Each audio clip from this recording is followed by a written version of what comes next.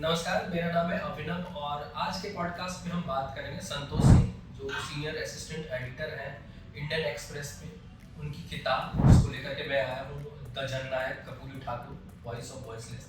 और इस किताब के माध्यम से उन्होंने जो कपूरी के जीवन वृत्तांत को लिखा है, क्योंकि कपूरी ठाकुर को मैंने इनके पहले किताब में पढ़ा था। और आपको बता दूं कि इनका बिहार की राजनीति पे ये मेरे ख्याल से चौथा किताब है। अलग अलग टाइम में इन्होंने लिखा है। सबसे पहली किताब आई थी जो कि रूल एंड मिसरूल्ड के नाम से 2015 में ब्लूम्सबेरी ने प्रकाशित किया था।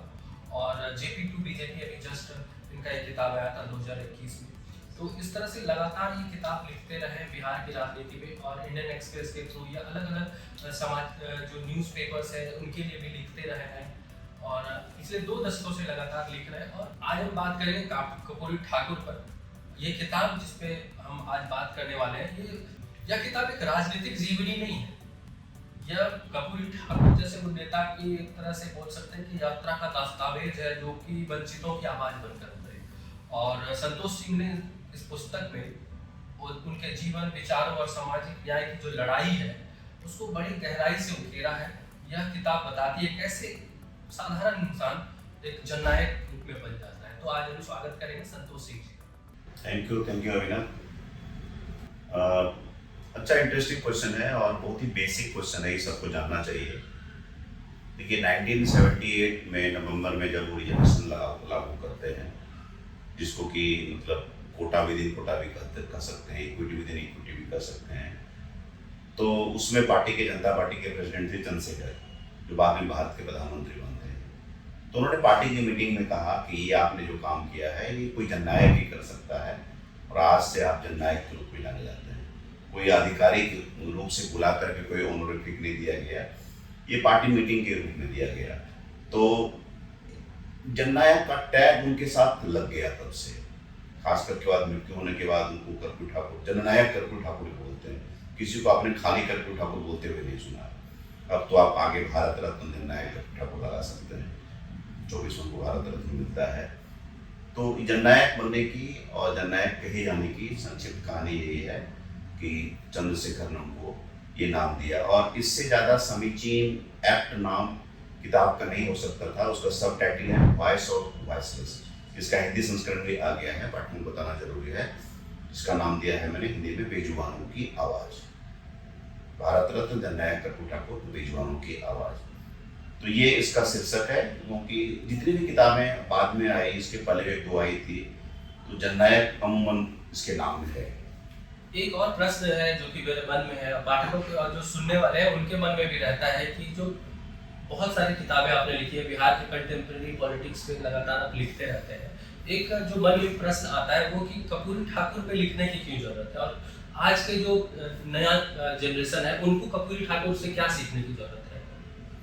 2 क्वेश्चन है, मतलब कि कर्पूरी ठाकुर क्यों लिखने की जरूरत है। अब देखिए, बिहार की राजनीति में अगर मुख्यमंत्रियों की बात करेंगे तो मेरे दिमाग में सिर्फ 4 मुख्यमंत्री आते हैं। डॉक्टर शेखर सिंह, कर्पूरी ठाकुर, लालू प्रसाद, नीतीश कुमार। ये 4 मुख्यमंत्री मेरे दिमाग में आते हैं कि इनकी प्रोफाइलिंग जरूरी है पूरे बिहार को रिकॉर्ड करने के लिए। शेखर सिंह इसीलिए कि मेकर ऑफ मॉडर्न बिहार को समझने के लिए, वो कैसे उनके बनने के बाद जो पूरा एडमिनिस्ट्रेटिव इंफ्रास्ट्रक्चर होता है और एक तरह से एक राज्य का निर्माण होता है। कर्पूरी ठाकुर इसलिए कि अब समाजवाद के प्रतीक माने जाते हैं, उनको लोहिया इन एक्शन कहा जाता है। लोहिया एक आइडियोलॉग थे, लेकिन उस आइडियोलॉजी को जो जमीन पर उतार सके वो कर्पूरी ठाकुर है, उसमें अग्रगण्य प्रथम श्रेणी में आते हैं। तो सोशलिज्म को अगर समझना है, समाजवाद को समझना है, उसके मुखर वॉइस के रूप में वो सबसे बड़ा नाम कर्पूरी ठाकुर है। उनका कालखंड बड़ी छोटा था, लेकिन उसकी हनक बहुत ज़्यादा है, इसलिए कर्पूरी ठाकुर। और शेष 2 मुख्यमंत्री भी उसी चीज़ के, कर्पूरी ठाकुर के लीगेसी के एक्सटेंशन है, whether it is Lalu Prasad और नीतीश कुमार। जो कपूरी का जो सोशलिस्ट जो स्टाइल था, और दूसरे जो नेता है सोशलिस्ट और नए कंटेम्प्रेरी भी सोशलिस्ट नेता रहे हैं, उनका जो सोशलिज्म था डिफरेंट कैसे रहा है, अगर इसको कैसे समझें? देखिए, सोशलिज्म देखिए बहुत ही व्यापक वर्ड है। सोशलिज्म है क्या? समाजवाद। इसको अगर सिंपल वर्ड्स में समझने की हम कोशिश करें तो equal distribution of property and opportunity है, जो कि नहीं हो सकता। It's a rhetoric. किसी भी समाज में बराबर सब कुछ हो जाए, बराबर नहीं हो जाए।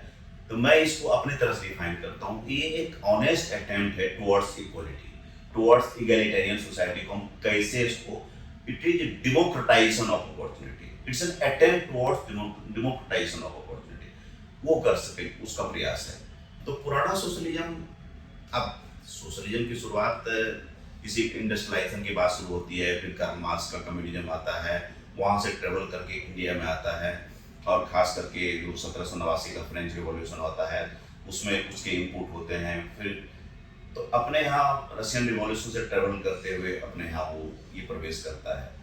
तो एक वैकल्पिक धारा देने के नाम से कांग्रेस का इतना इतना व्यापक संगठन था, एक वैकल्पिक धारा देने की कोशिश आचार्य नरेंद्र देव, डॉक्टर जयप्रकाश नारायण और डॉक्टर राम मनोहर लोहिया, तीनों ने शुरुआत की। तो शुरू में उन्होंने नारा दिया, एक क्लास के रूप में सोचा था उन्होंने, लोहिया ने सोचा था कि वर्ग के रूप में, कास्ट नहीं सोचा था। वो वही लोहिया थे जो कास्ट को बोलते थे कि कास्ट रिस्ट्रिक्ट्स अपॉर्चुनिटी, अब सब लोग कास्ट कास्ट कर रहे हैं। तो ये एक क्लास, जो कर्पूरी ठाकुर के समय का जो था, उस समय बात थी क्लास की। अब के पॉलिटिक्स में अब कास्ट में कन्वर्ट हो गया कंप्लीटली, सब जगह। अभी आप देखेंगे गांधी मैदान इधर उधर घूमेंगे, जातियों के संगठन, जातियों की रैली, जातियों की सभा महासभा, कास्ट एसर्शन, गाड़ियों में जातियों के नाम लिखे हुए देखेंगे। तो सरनेम को लेकर के लोग बहुत ज्यादा concern, this is not the kind of socialism Lohia had imagine. ये सोशलिज्म इन्होंने इमेजिन नहीं किया था कि इतना सेगमेंट में चला जाएगा। तो अभी है, मैं ये कहूँगा कि जाति परख राजनीति हो रही है, सोशलिज्म है। मैं तो उसको समाजवाद में नहीं मानता हूँ, समाजवाद की एक धारा मानता हूँ, बिगड़ी हुई धारा मानता हूँ।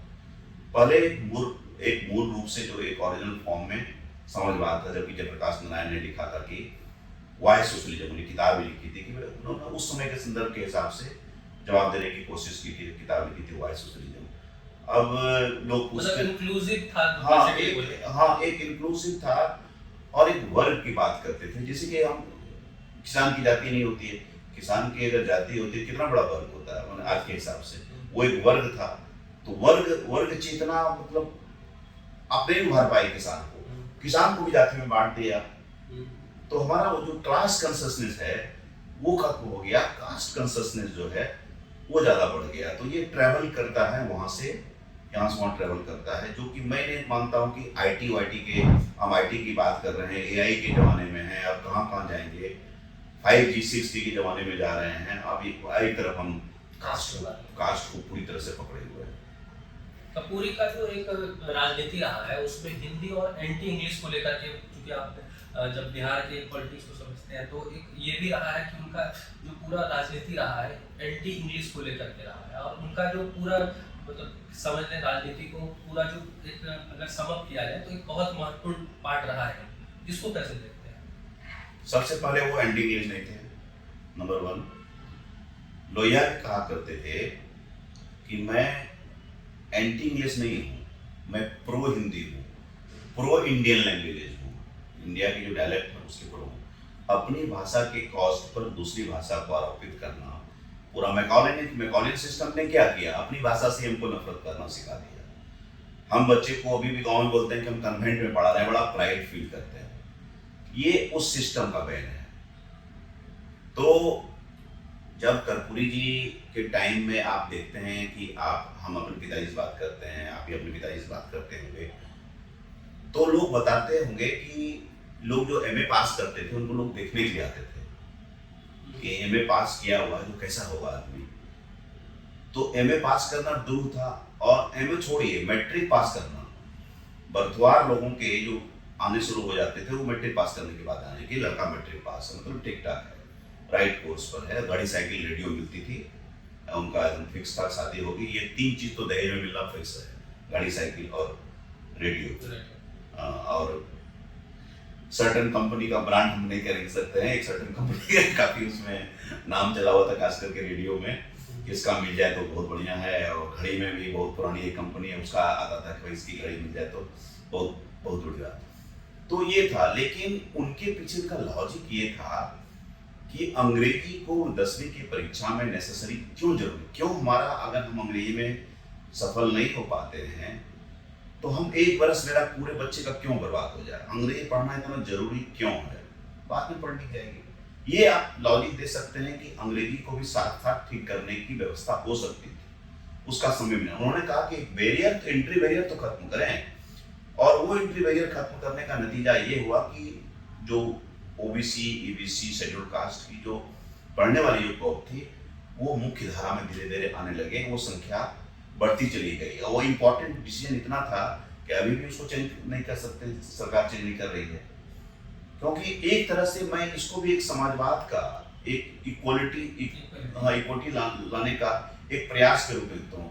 आज मैं नहीं मानता हूँ कि अंग्रेजी कॉलोनियल लैंग्वेज है। अंग्रेजी एक तरह से ऑलमोस्ट वर्ल्ड लैंग्वेज है।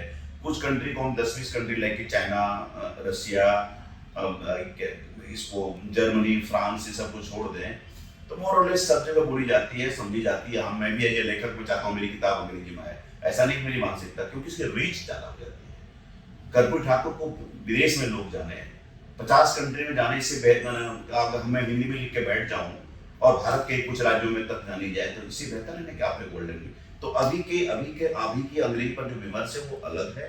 अभी हम 58 साल पहले जो हमारा समाज था उसकी बात कर रहे हैं।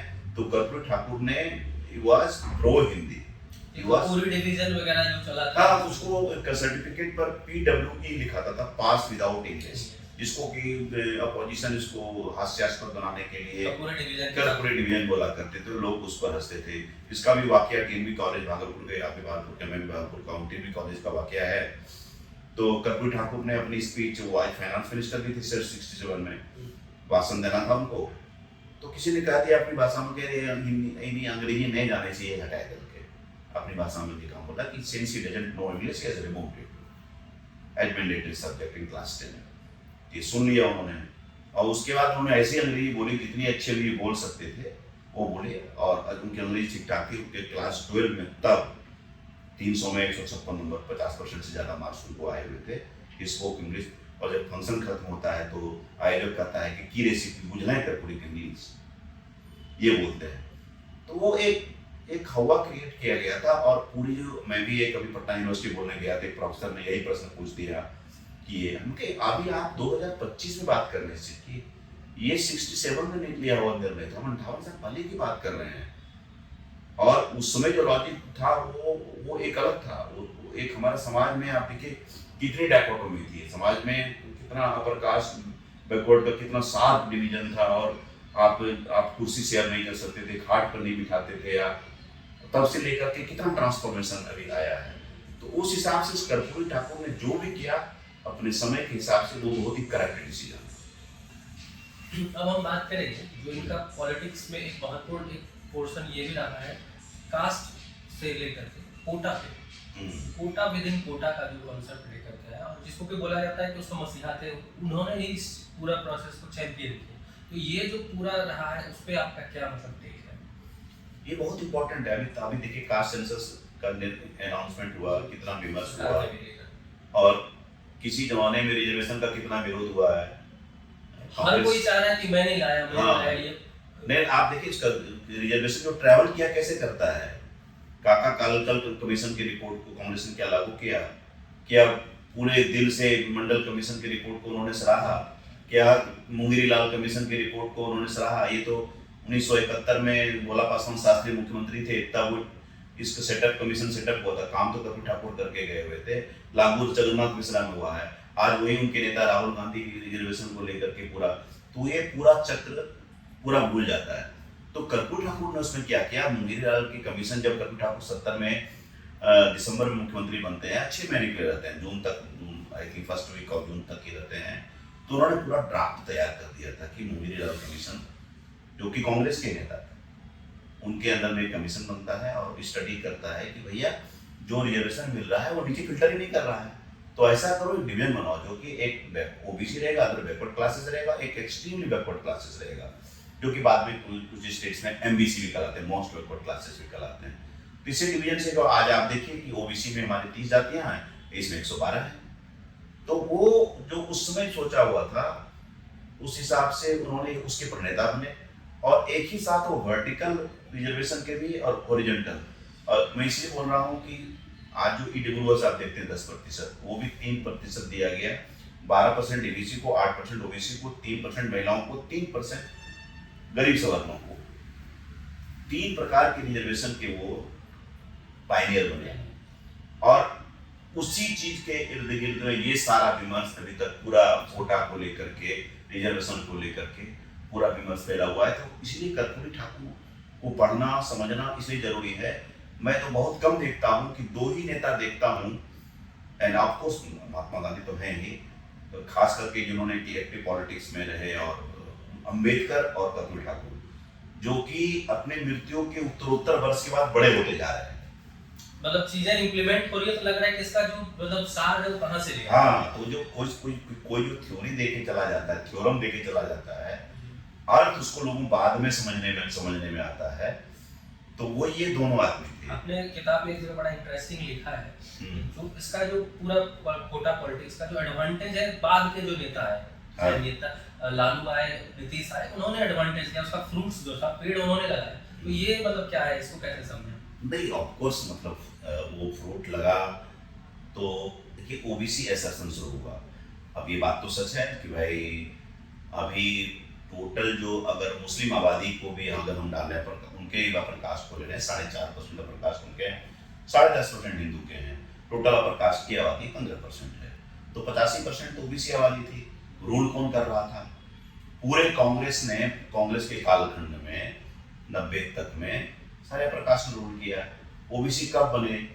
जब 67 से 72 के बीच में सोशलिस्ट एक्सपेरिमेंट हुआ, जहाँ उसमें कांग्रेस समर्थित की सरकारें बनी, तब बने। तभी वितरवा राय बनते हैं, भोला पासवान शास्त्री बनते हैं, कर्पूरी ठाकुर बनते हैं, बीपी मंडल बनते हैं, सतीश कुमार सिंह बनते हैं, वो तब बनते हैं। लेकिन जब 72 में पूर्ण बहुमत आ जाता है, केदार पांडे बन जाते हैं। तो कांग्रेस ने तो सोशल लफ्ज पकड़ा ही नहीं ना। तो क्या बिहार के पॉलिटिक्स में अलग से कांग्रेस को कर सकता है? हाँ, मैं थोड़ा समझाता हूँ। आप ये प्रश्न यह था कि ये लोगों ने कैसे प्रूव शुरू किया, तो ओबीसी असर्शन शुरू हो गया। ओबीसी असर्शन की एंट्री होती है 67 में, सीमेंटेशन होता है 77 में, जब जनता पार्टी जब इमरजेंसी के बाद जो सरकार बनती है जनता पार्टी की, तो जब कर्पूरी ठाकुर मुख्यमंत्री फुल प्रोजेक्ट बनते हैं, तो वहाँ सीमेंटेशन होता है। और पूरा अराइवल मैं कहूँगा 90 में होता है। विश्वनाथ प्रताप सिंह 89 में वहाँ केंद्र सरकार बनाते हैं, लालू प्रसाद यहाँ बनते हैं मुख्यमंत्री। तो ये पूरी तरह से सोशलिस्ट ओबीसी पॉलिटिक्स का बिहार की पॉलिटिक्स में और कुछ हद तक देश की पॉलिटिक्स में अराइवल हो जाता है। 90 में अराइवल हो जाता है। उधर मुलायम सिंह बनते हैं और ये फैलने लगता है। तो जो पावर का साइकिल है ना, वो अपर कास्ट से पावर ट्रांसफर होकर ओबीसी में जाता है। और उत्तर प्रदेश में एक और चरण जगह मायावती बनी, जो कि दलित की ओर भी जाता है। हमारे यहाँ तो पावर ट्रांसफर का 2 ही चरण हुआ है। अभी हम एबीसी पर भी नहीं गए। जब भी हमारे दलित बने हैं, वो तो प्लेस होल्डर रहे हैं, वो जीतन राम मांझी हो या इसके पहले रामसुंदर दास या भोला पासवान शास्त्री। मतलब नीतीश जी ने प्रयास किया, बट वो अभी जो होता है क्योंकि फुल फ्लेजेड उस लेवल पे आना, जहाँ की हाँ, तो ओबीसी असर्शन के साथ जो उसको लालू प्रसाद सबसे पहले रिप्रेजेंट किए। एक मंडल मसीहा भी कहा जाता है, उन्होंने गरीबों को आवाज दी। पॉलिसी टर्म्स में नीतीश कुमार ने ज्यादा पॉलिसी की, लेकिन आवाज उन्होंने दी थी, अलग उन्होंने जगाई थी। ये क्रेडिट उनसे नहीं मिलना चाहिए। 3 लेयर अगर समझे तो एक लेयर है कपूरी का, फिर मंडल कमीशन का, और जो उसके बाद हाँ, मंडल कमीशन के लालू प्रसाद आ गए। लालू प्रसाद ने कहा कि नहीं, अरे वो कुर्सी बैठेगा, तुम भी कुर्सी बैठो। मंडल का जो बात चला, वहाँ पे मतलब बहुत लोगों ने फील किया। और थर्ड फेज में जो 5 ऑनवर्ड की पॉलिटिक्स जो होती है, लालू प्रसाद की पॉलिटिक्स थी कि भाई एम्पावरमेंट, वो कंक्रीट नहीं देना चाह रहे थे। इन्होंने कहा नहीं, वो खाली वो पॉलिसी देना पड़ेगा, तो रोड, बिजली, सड़क, ये सब बेसिक भी देना पड़ेगा, शिक्षा, स्वास्थ्य सब देना पड़ेगा, बाद में इंडस्ट्री भी देना पड़ेगा। तो इन्होंने अपनी ओबीसी पॉलिटिक्स को इतना बढ़िया से डेवलपमेंट पॉलिटिक्स का कमोफ्लेज किया, दोनों मिक्स मॉडल जो बनाया। It's a great model of, मैं ओबीसी पॉलिटिक्स नहीं कहूँगा, सोशलिस्ट पॉलिटिक्स या pro people politics plus development politics का वो बहुत बढ़िया से नीतीश कुमार मतलब एक्सक्लूसिव नहीं था, अब इंक्लूसिव हो गया। इंक्लूसिव पॉलिटिक्स को उसको ये किया। अच्छा, अब मैं बात करूंगा जो इनके पर्सनल लाइफ पे जाते हैं, अगर थोड़ा बहुत समझने का प्रयास करते हैं, जो इनका जो इमरजेंस रहा है नेता के रूप में या बड़े नेता के रूप में बोले, जो जेपी के स्ट्रेचर के हों, जो लोहिया के स्ट्रेचर के हों, तो इसमें कृष्णा टॉकीज का एक बड़ा इंपॉर्टेंट आपने डिस्कशन किया, तो वो रहा। वो कृष्णा टॉकीज का क्या स्टोरी है? हाँ, वो कृष्णा टॉकीज इसीलिए सिंबॉलिक है। मैं बातचीत किसी से कर रहा था, तो उसमें ये बताया कि कर्पूरी ठाकुर उसमें मुश्किल से 14 साल के होंगे, क्लास वो जो स्टूडेंट ऑफ क्लास 8 के स्टूडेंट थे वो। तो फ्रीडम मूवमेंट में उन्होंने भाग लिया था। ये बात कही आई थिंक 1938 के आसपास की होगी। तो स्टूडेंट की लीडर को लीड करके जा रहे हैं, तो दोस्तों ने कहा कि तुम भी भाषण तुम बहुत अच्छा बोलते हो, तुम बहुत ही ओजस्वी भाषण दिया। तो बहुत बड़े नेता थे समाजवादी नेता रामनंदन मिश्र, उन्होंने बुलाया इनको कि बाबू हुआ क्या नाम है? बोला कि कपूरी। बोला कपूरी कोई नाम है? तुम कपूरी हो ही नहीं सकते हो, तुम तो कर्पूरी हो। तो वो तब से लोगों के बाद कर्पूरी हो गए, लेकिन उन्होंने क्लास 10 के 12 के सर्टिफिकेट में कर्पूरी लिखा जाता है, लेकिन अब बाद में अगर आगे देखते हैं 52 के चुनाव तक वो कपूरी है। उस 52 से 57 के बीच में इनका नाम चेंज हुआ है, एफिडेविट में हुआ है। वो एग्जैक्ट ईयर का पता नहीं चल पाया, लेकिन 57 के एफिडेविट में हम कर्पूरी ठाकुर देखते हैं कि यार POORI वो ये आ जाता है। ये ट्रेवल है। लीकर बैन जो अभी एक बहुत कंटेम्पररी टॉपिक है, नीतीश कुमार इसको मतलब जिस तरह से देखते हैं, और इसका अगर टेक देखा जाए, कर्पूरी ठाकुर जी का अगर टेक देखा जाए, तो इस पे इनका क्या रहा है? अगर समझे इसको इस तरह समझे ना कि जनता पार्टी ने अनाउंसमेंट किया था केंद्र के स्तर पर, हमारी सरकार आती है लीकर बैन करेंगे। Karpoori Thakur were one of the foremost chief minister to implement it. It was not his original idea.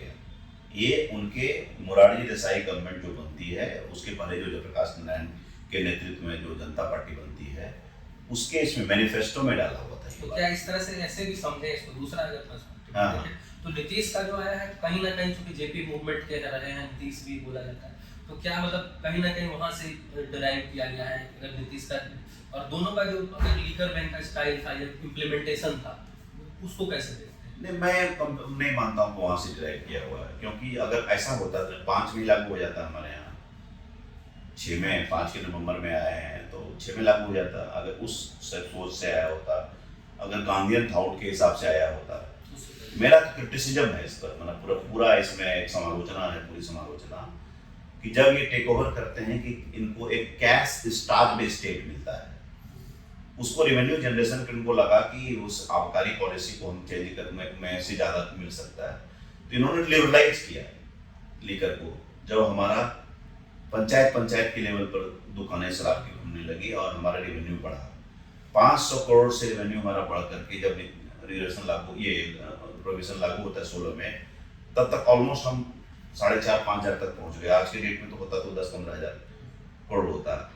और मैं बराबर बोलता हूँ कि इट्स ए क्लासिक एग्जाम्पल, जबकि एक ही टाइम जोन में द सेम चीफ मिनिस्टर ने लिबरलाइज किया, सेम ने 16 में जब नेशनल पॉलिटिक्स में जाते हैं और उनको लगा कि प्रोविजन एक बड़ा मुद्दा बन सकता है, एक नेशनल प्लान, क्योंकि सुशासन तो बिहार स्पेसिफिक था, वो फ्लैटन कर गया था। तो उन्होंने पहली बार जो लिया वो पॉलिटिकल रीजन से नहीं लिया, बहुत ही एक सोची समझी, एक एडमिनिस्ट्रेटिव में मानता। The administrator in him decided. Next time it was the politician in him who decided कि ये करना चाहिए। पार्शियल बैन भी लेकर के आए कुछ हाँ, पार्शियल बैन तो 6 दिन के लिए था, 1 तारीख को हम लोग बैठे। ऑपरेज हुआ तो फिर से I have been the witness। इसी जगह सीएम हाउस में नहीं, मतलब विधानसभा के मुख्यमंत्री चैम्बर में बैठे हुए हैं, ये बात हो रही, 1 को लागू 2 या 3 तारीख होगा। हम लोग सब पत्रकार सब बैठे हुए थे, मुख्यमंत्री कहा अरे आप लोग रुकिए ना, 1-2 दिन में सुनाते हैं बहुत अच्छी खबर। तो खबर ये थी कि जीविका समूह के लोग सब बोल रहे थे कि सर लागू हुआ है, महिलाओं में गजब जबरदस्त रिएक्शन है, वो शराब की दुकानों पर अंगली शराब की दुकानों को तोड़ फोड़ कर रही है। तो उनको आइडिया हुआ और सुशील मोदी ने सपोर्ट कर दिया कि लाए तो पूरा लाइए ना, 6 तारीख को पूर्ण आएगा। 5 ही दिन तो रहा पार्शियल बैन को लेकर के आउटरीच भी था कि क्यों पार्शियल। हाँ, पार्शियल बैन को लेकर आउटरीच एमंग वुमेन, उनको लगा कि महिला एक बहुत बड़ी कंस्टिट्यूएंसी है, जो कि एक कास्ट और क्लास न्यूट्रल कंस्टिट्यूएंसी है, इसको क्यों नहीं कल्टीवेट किया जाए। तो एक कंस्टिट्यूएंसी को वहाँ उन्होंने क्रिएट किया। अलग है उसके फॉलोआउट इम्प्लीमेंटेशन, तो वो तो अलग बात है। अभी 13 लाख केसेस, 9 लाख केसेस, 13 लाख लोग पर ये अरेस्ट हुए, जेल में गए, तो वो एक अलग पक्ष है। और इसका क्या इम्प्लीमेंटेशन, सर आप अभी भी पकड़े जा रहे हैं, तो वो एक अलग पार्ट है। कैसे रेवेन्यू का लॉस, मैं तो मानता हूँ रेवेन्यू का उसका लॉस हो रहा है, तो इट्स वेरी कंट्रोवर्शियल डिसीजन।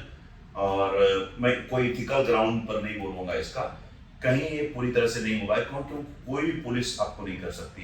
एक ही चीज हुआ है, people are not drinking publicly. अच्छा, टॉकिंग ऑफ कंट्रोवर्सी, क्योंकि हर पॉलिटिशियन का एक शेयर रहता है कंट्रोवर्सी, तो कपूरी ठाकुर को अगर समझे, कपूरी ठाकुर का कंट्रोवर्सी इनके शेयर में कितना रहा है, मतलब इनका लाइफ में किस तरह का कंट्रोवर्सी? कपूरी ठाकुर में दो कंट्रोवर्सी है। कपूरी ठाकुर में एक दो कंट्रोवर्सी ये है कि उन्होंने रामानंद तिवारी, जो अभी शिवानंद तिवारी पूर्व राज्यसभा एमपी है, उनके पिताजी पुलिस मिनिस्टर मंत्री थे, उसमें होम में नहीं कहलाता था, पुलिस मिनिस्टर कहलाता था।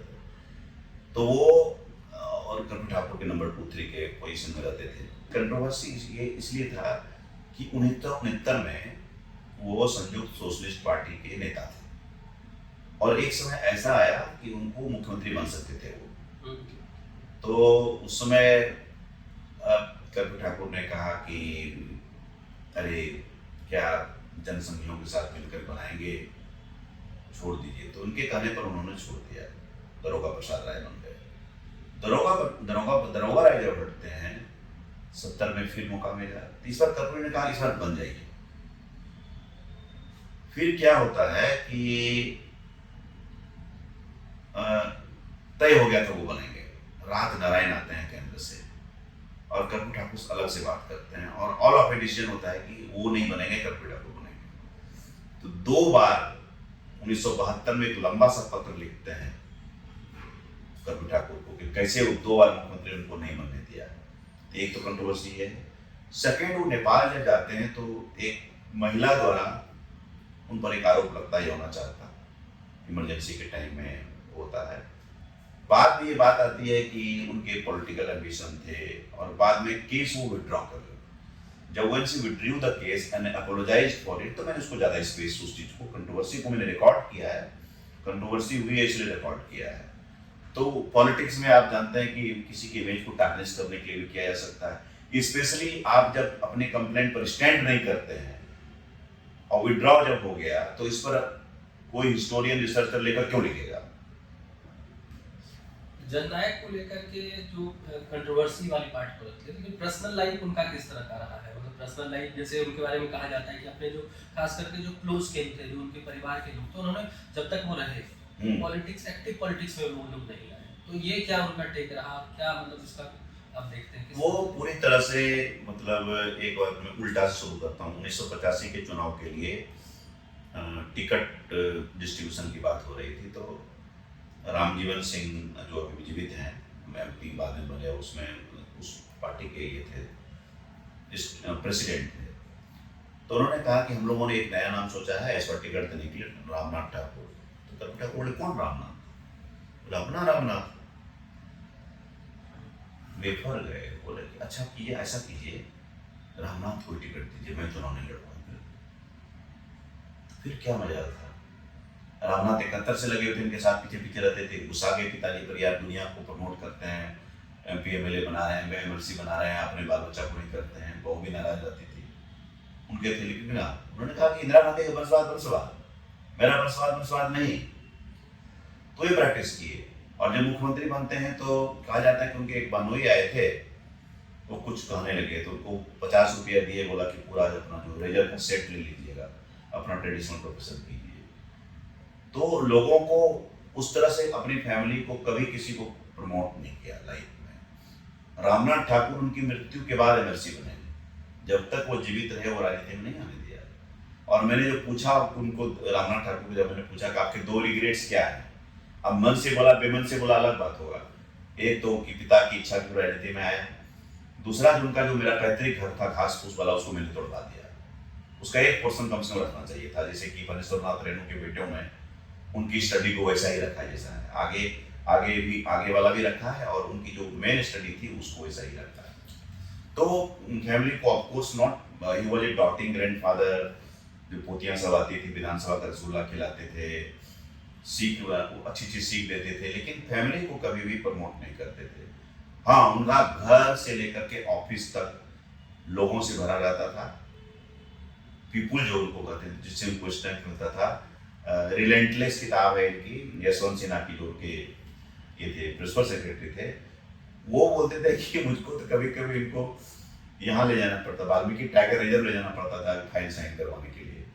चलिए वहाँ कोई नहीं आएगा। कभी शेखपुरा के डाक बंगले में है शिव कुमार जी, वो बोले थे बरबीघा के नेता हैं, वो बोले उनके सहयोगी रहे हैं, वहाँ साइन करवाते थे। तो he was people friendly, but he never promoted his family और हिज कम्युनिटी। और वो एवब थे, मतलब वो उनके ऐसा नहीं था कि वो कास्ट के नेता थे ही नहीं, वो जननायक ऐसे नहीं थे।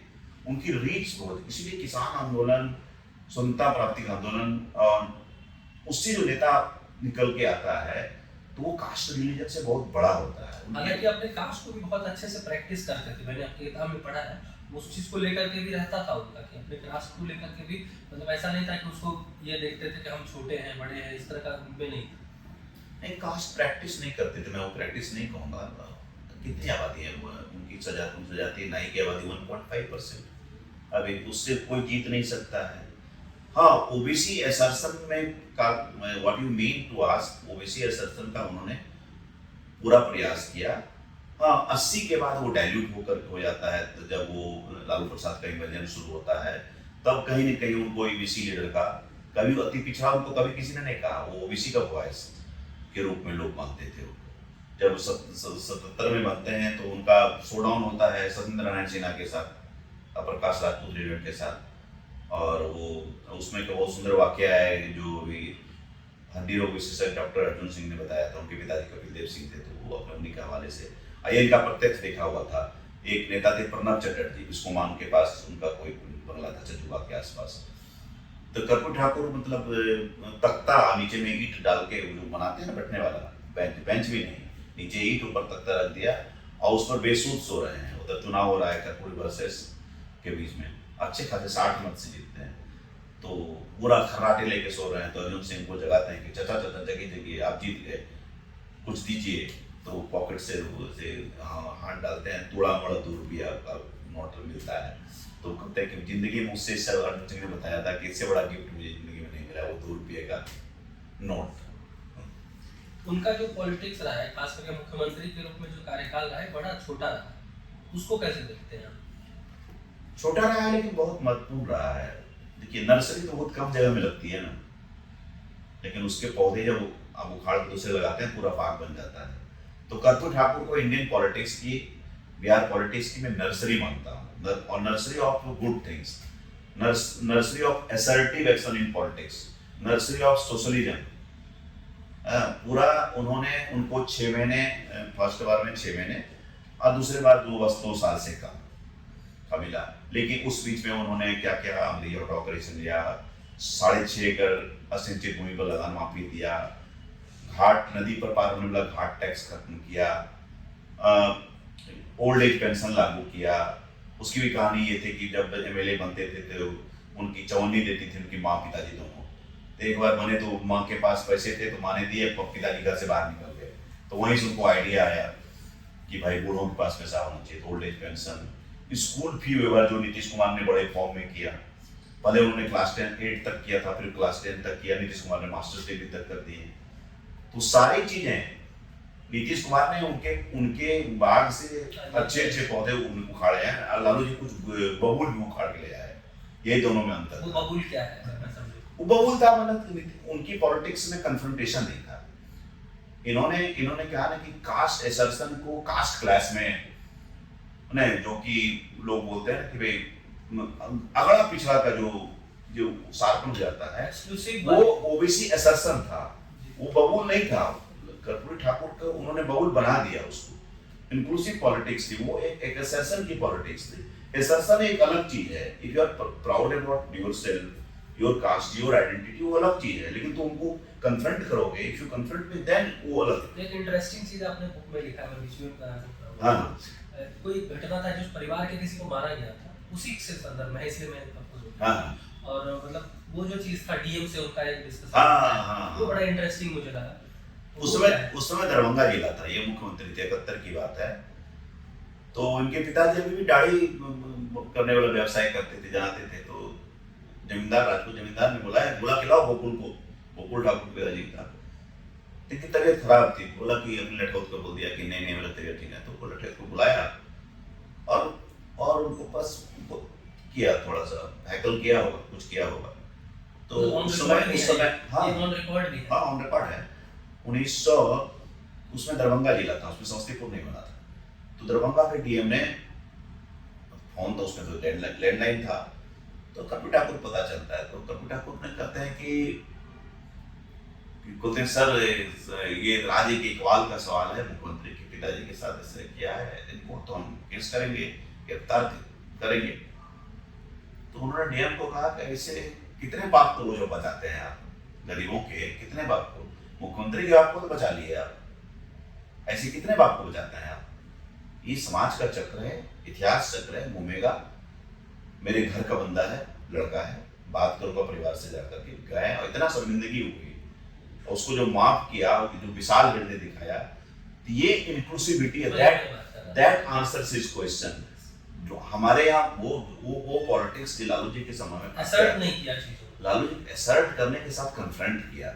उनको वोट्स के लिए ओबीसी और पॉलिटिक्स में डिवीजन हो जाता है, अगड़ा पिछड़ा जो हो जाता है, उसका एक बहुत बड़ा कारण है कि मैसेकर्स बहुत ज्यादा हो गए उस काल में। एकदम बारानसी, लक्ष्मणपुर बाथे, 300-350 से ऊपर, पूरा 90 का दशक पूरा लाल से भरा हुआ है। तो उसके कारण से बहुत ज्यादा वो शार्पन हो जाता है। तो वही यही बबूल था कि इसी को समझे तो आप पूरा बिहार पॉलिटिक्स को बहुत समझ जाएंगे। हाँ, ये असर्ट करने का प्रयास करेंगे तो कहीं ना कहीं पाथवे टाइप का तीन मॉडल है। कर्पूरी ठाकुर का एक इंक्लूसिव मॉडल है जिसमें कि ओबीसी असर्शन है, लेकिन अपर कास्ट के प्रति कोई रिजेंटमेंट नहीं है, रिस्पेक्ट है। दूसरा मॉडल लालू प्रसाद का, जिनकी ओबीसी शार्प ओबीसी असर्शन है and confrontation towards upper caste है। नीतीश कुमार का मॉडल है इंक्लूसिव पॉलिटिक्स, इसमें कोई ओबीसी असर्शन के साथ साथ और भी जो वर्ग हैं उसको एक साथ में उन्होंने टैग किया हुआ है, किसी को कन्फ्रंट नहीं किया है, जिसको अरुण जेटली रेनबो कोलिशन बोला करते थे। तो वो चक्र घूम के पूरा, और उसको उन्होंने डेवलपमेंट मॉडल दे करके अपना इंजीनियरिंग किया, महिला वाला जो एलिमेंट भी ऐड करके महिलाएं वाला एलिमेंट किया है उन्होंने, सवर्ण आयोग भी बनाया, और उन्होंने मॉडल देखो ना कि it's not just women, cycle दिया तो सिर्फ एक बार को मिला क्या, महिलाओं में, बच्चों में, सब सारे बच्चों को मिला, बाद में लड़कों को भी दिया। तो उसमें थोड़ी कहा था कि लड़कियों को साइकिल दो, उन्होंने कहा थोड़ी था कि भाई ओबीसी लड़कियों को साइकिल दो। तो ये मॉडल नीतीश कुमार तक आते आते ये कम्प्लीटली इंक्लूसिव मॉडल हो जाता है। और उसमें जो पिछड़ा है उसके लिए काम किया, जैसे कि महादलित के लिए योजनाएं हो, सोशल इंजीनियरिंग भी किया, जहाँ की अपनी कंस्टिट्यूएंसी भी उन्होंने बनाई, ईबीसी की कंस्टिट्यूएंसी बनाई, लवकुश की कंस्टिट्यूएंसी बनाई, कोई सजाती है उसका कास्ट आता है, महादलित की कंस्टिट्यूएंसी बनाई। साथ साथ उन्होंने कोई ओवर्ट रिजेंटमेंट नहीं उन्होंने दिखाया इसके प्रति, अपर कास्ट के प्रति। एक ओवरऑल हम इसको अगर समअप करें, कर्पूरी ठाकुर को अगर समअप करें, तो आप किस तरह से देखते हैं बिहार के पॉलिटिक्स में पर्सनल और ओवरऑल अगर इसको अगर समअप करें तो कैसे करेंगे? कर्पूरी ठाकुर, मैं शुरुआत में जिसे बोल रहा था कि बिहार की पॉलिटिक्स के अगर इनिशियल 2 रेफरेंसेस हैं, डॉक्टर श्री कृष्ण सिंह और कर्पूरी ठाकुर। डॉक्टर श्री कृष्ण सिंह से बड़ा कोई क्यों नहीं हो पाया? इसलिए नहीं हो पाया कि उनको एक मोनोलिथिक स्ट्रक्चर मिला था, कांग्रेस का स्ट्रक्चर मिला था, और उनका विजन था, बहुत पढ़े लिखे लोग थे, कहा जाता था उनके मरने के बाद लाइब्रेरी में चेक किया 40,000 से उनके पर्सनल लाइब्रेरी में ज्यादा पुस्तकें थी। कर्पूरी ठाकुर के मॉडल में वो सोशलिज्म जो आता है, pro people, he was founding, Rajkamal Jha ने लिखा था मेरी किताब के लिए, he was founding father of assertive action. Politics में जो होता है तो उस मॉडल के रूप में मैं उनको देखता हूँ, और उसी धारा से निकल के लालू प्रसाद और नीतीश कुमार आते हैं। तो मैं मानता हूं कि नॉट जस्ट कि बिहार पॉलिटिक्स, इंडियन पॉलिटिक्स के रेफरेंस पॉइंट को मानता हूं। अगर आज एनडीए गवर्नमेंट उनको भारत रत्न देती है 2024 में, ये बताता है कि कैसे बीजेपी, जो कि कभी upper caste politics driven politics किया करती थी, कहते थे कि ब्राह्मण बनिया वाली पॉलिटिक्स करते थे, वो उसने किस प्रकार सोशलिस्ट पॉलिटिक्स को कोऑप्ट किया है। ये बता कर्पूरी की यूटिलिटी को बताता है, कि रिलेवेंस को बताता है, और कैसे वो उत्तरोत्तर वो बड़े होते जा रहे हैं। और अभी हाल में देखिए कि अब देखिए उसी सिंबोलिज्म को फर्दर प्ले अप किया। अगर मंत्री बनाना था जेडीयू को 2, तो एक ललन सिंह बने, दूसरे रामनाथ ठाकुर बने, वो भी कर्पूरी सिंबोलिज्म है। ये बताता है कि कर्पूरी सिंबोलिज्म, मतलब उनकी चीजें बाद में इंप्लीमेंट हाँ, अलग-अलग वे में हो रही है। It was beyond symbolism. तो वो एक, मैं शुरू में जैसे बताया कि ही वाज ए बिग नर्सरी। हाँ, उस नर्सरी को आप क्या क्या लेके चलते हैं, अगर इम्पैक्ट वाइज देखिएगा 3 वर्ष में क्या कर सकता है आदमी। लेकिन और जस्ट इमेजिन अगर नीतीश कुमार जी से उनको कंफर्टेबल मेजोरिटी मिल जाती तो और वो क्या क्या कर सकते थे। पर्सनल लाइफ में डिसेबल्ड थे, रूटीन नहीं था, लेकिन I would say he was visionary. उनकी बौद्धिक पक्ष की मैं बराबर बोलता हूँ, हर एक इंटरव्यू में बोलता हूँ, उनके बौद्धिक पक्ष की चर्चा नहीं हुई, क्योंकि क्लास 12 तक ही पढ़े और 1942 के फ्रीडम क्विट इंडिया मूवमेंट के कारण ड्रॉप करना पड़ा, जेल वगैरह। लेकिन वो आदमी मतलब आप इनिशियल उनके जो भाषण आप देखिए, it is लेस्ड with rich references, he was coating the Harold Laski thinker like political thinker like Harold Laski को कोट कर रहे हैं, और फ्रेंच रिवॉल्यूशन को कोट कर, रशियन रिवॉल्यूशन को कोट कर रहे हैं, गीता और रामायण के डायलेक्टिकल मटेरियलिज्म को कोट कर रहे हैं, हेगल का को कोट कर रहे हैं, मार्क्स को कोट कर रहे हैं। He was a very well read person. एक बार को वाकया बताया था अर्जुन सिंह कि एक बार कपिल देव सिंह की बहुत अच्छी लाइब्रेरी अभी भी है उनके घर पर कंकड़बाग में, तो एक किताब मांगे कपिल देव सिंह, बोला ना किताब ले देंगे, किताब आप लोग आते नहीं, तो वहीं बैठ गए, पूरा दरी बिछा के लेट गए, पूरा किताब फिनिश करके रख गए। तो ये वाज वोरेसियस रीडर, वो उसमें कहीं ना कहीं कपिल देव सिंह का बहुत बड़ा योगदान था वो इंटेलेक्चुअल साइड के लिए देने के। कपिल ठाकुर को अगर हम समझे तो उसमें एक बहुत महत्वपूर्ण योगदान रहा है जेपी मूवमेंट का, जो कपूरी का जो बीइंग जो रहा है उनका, तो उसमें जेपी मूवमेंट का बहुत बड़ा रोल रहा है। और उस पर अगर हम डिस्कस करें तो जेपी मूवमेंट उनको किस तरह से मतलब उसको दिखता है? बहुत बड़ा, very good question, I am happy that you asked this. Generally JP movement के लोग सोचते हैं कि इसके सबसे बड़े ये लालू प्रसाद और नीतीश कुमार हैं, and of course to an extent the late Sushil Modi. लेकिन ये लोग यहाँ घूम रहे थे बिहार में। जेपी मूवमेंट के जो नेशनल एम्बेसडर थे वो थे कर्पूरी ठाकुर। ये कहाँ जाते हैं? ये नेपाल, बंगाल, नेपाल, कर्नाटक और मुंबई, दिल्ली, उत्तर प्रदेश, पूरा घूम घूम करके वो इसका प्रचार करते हैं कि ये मूवमेंट कैसे बड़ा होता है। तो जेपी मूवमेंट ने उनको एक बहुत बड़े नेशनल लीडर के रूप में इस्टेब्लिश किया, जैसे कि ये नई पौध तैयार हो रही थी। और एक लीडर का कैसे ग्रोथ होता है, एक लीडर जो साधारण सरस्वती का आंदोलन सीखता है, समाजवादी आंदोलन को सीखता है, लोहिया जेपी और नरेंद्र देव से सीखता है, और उस लीडर का जो मैं मानता हूँ कि जेपी मूवमेंट आते आते उस लीडर का ट्रांसफॉर्मेशन हो जाता है into a very big national leader. तो जेपी मूवमेंट ने कर्पूरी ठाकुर को एक बहुत बड़े नेशनल स्टेज का नेता बनाया, जिसकी चर्चा कम होती है। मैंने ट्राई किया है उस चीज को रिकॉर्ड करने की। तो जननायक कर्पूरी ठाकुर पे आज हम लोग डिस्कस कर रहे थे, और ये जो पूरा बुक जो है अवेलेबल है अमेजन पे और अलग अलग प्लेटफॉर्म्स पे, जो कि मंगवा के आप पढ़ सकते हैं। बिहार को समझने के लिए जननायक को समझना बहुत जरूरी है, इस सेंस में सिर्फ इसलिए नहीं कि एक पर्सन एक चीफ मिनिस्टर के रूप में उनका जो थॉट प्रोसेस था, और जिस तरह से उन्होंने लोहिया का समाजवाद हो या जेपी मूवमेंट से जो अच्छी चीजें ली, और जैसा कि संतोष सिंह ने बताया कि जो ये उनका इम्प्लीमेंटेशन है अलग अलग स्टेजेस में बिहार में देखने के मिला, आज भी देखने के मिला है। चाहे वो आप उनको ईबीसी पॉलिटिक्स को अगर इम्प्लीमेंटेशन देखें और अच्छा इम्प्लीमेंटेशन देखें, या अलग अलग और चीजों का देखें, तो इसके लिए समझने के लिए, बिहार की पॉलिटिक्स को समझने के लिए ये बुक पढ़ना जरूरी है। आज के लिए इतना ही, धन्यवाद।